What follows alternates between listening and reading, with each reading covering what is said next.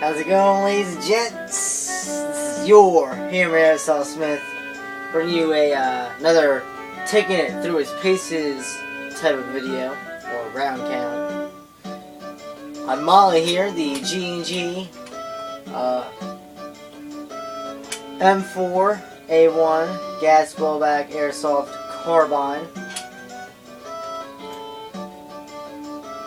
She's fucking sweet. Ooh, she's sweet. Just under 700 rounds as of today. 693 to be precise. I was so tempted to shoot 7 rounds. I was like, no, I won't. She's doing phenomenal, man. No jams ever. Period. Nothing funky. Nothing. Accuracy has been a reoccurring issue, but I think that's come to me maybe being a little too tense about my grip when I grip the forward grip here. I might be gripping it too much. I get a little too tense. I try too hard to hit the target with precision, so I keep forgetting to really just ease with this hand and just use it as a rest. Really. That's what I'm supposed to do, is just use it as a rest. But I'm just so into shooting, I forget. I'm just like gripping the hell out of it. So I'm like either pushing up on the barrel or pushing to the left from the barrel. So I'm shooting either too high or too much to the left. And I'm just like driving myself nuts because I'm just like, why are my bullets going everywhere about where I want to go?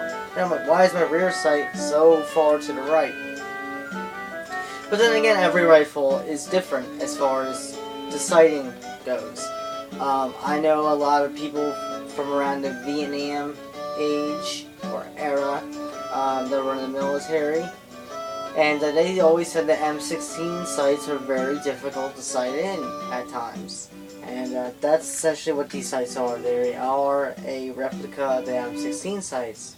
That's what the M4A1 uses.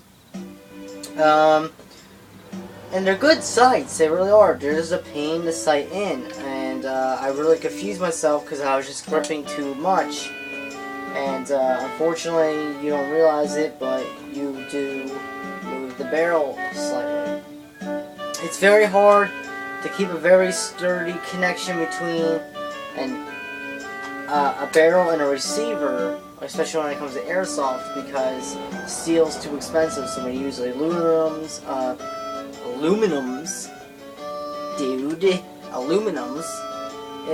they're not tough enough, so they have some flex to them. Not a big deal, man. It's not.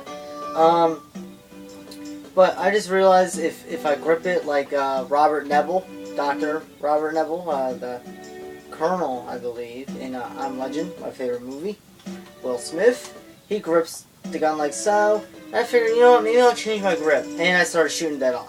So that solved my problem there. I was gripping the forehand too tight. So keep in mind there was some flex going on there. So just rest. Take it easy with your offhand grip. Don't grip too much. Just rest. Just embrace. Anyway, to more important things. After firing about 500 rounds, the fire selector started getting loose. It's very noticeable. Mine's not loose right now because I tightened it. I resolved the problem. And I suggest once it starts getting kind of loose, like, you'll know, man. You'll know. It's just a feeling. You'll just know it's kind of like floppy a little bit. It's an easy fix. I'm not going to show you exactly how to do it, but I'm going to run through it real quick. Without actually doing it. It's easy. You remove this screw on the mag catch here. You uninstall the whole mag catch assembly. It's very easy and self-explanatory once that's gone. Oh, I'm sorry. You field strip the gun first. You remove the 4-pin, the rear pin. Take the upper, separate it entirely, just put it aside. You won't be focusing on that at all. Then you remove that screw. the whole mag catch assembly is uninstalled. Then you uninstall the pistol grip here, which this is hollow, so there's a screw in there, a large Phillips screw. You can even use a large flathead. It's one of those kind of screws where it takes either or. So you loosen that, remove the pistol grip gently so you don't lose any parts. The only parts you need to know are the screw itself. It's a short, thick screw and a washer. Just remove it this way so you won't lose anything. Gently put it aside. And then you remove this pin from this side. Okay?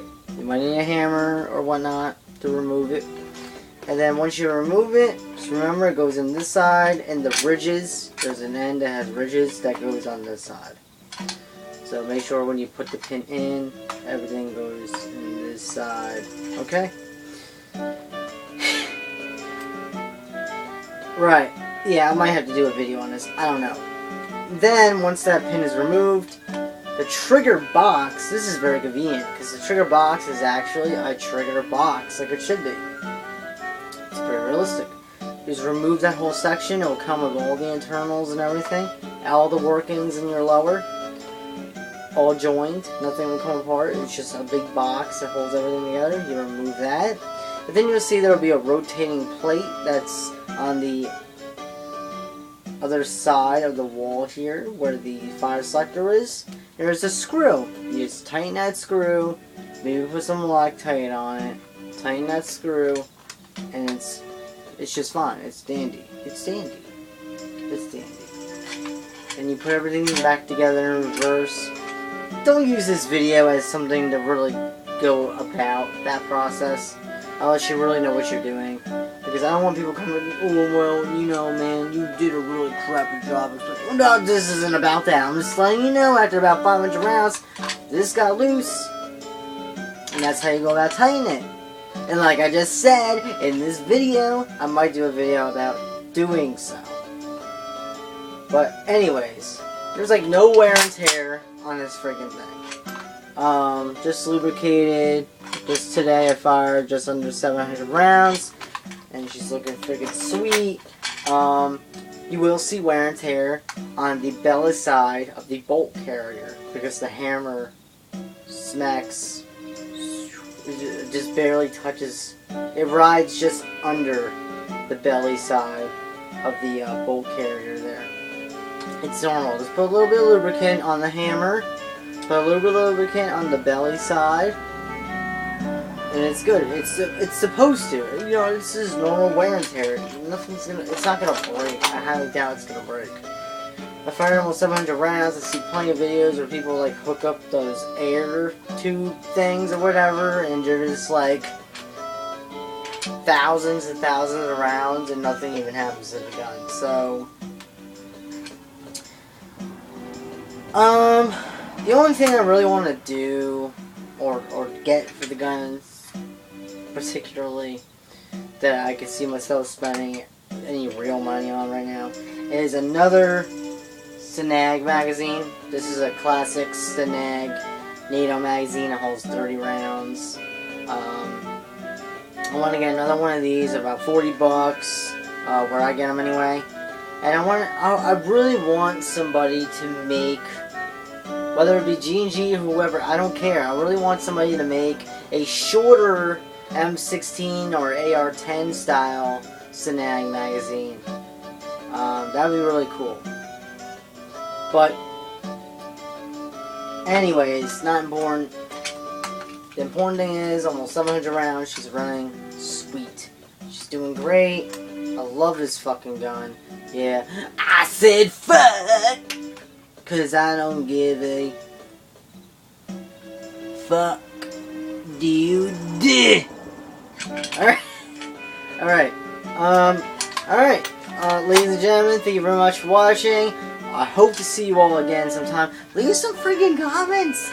No one comments on my shit anymore, man. I'm still making this stuff, so look, I'm here to stay. Show some fucking love.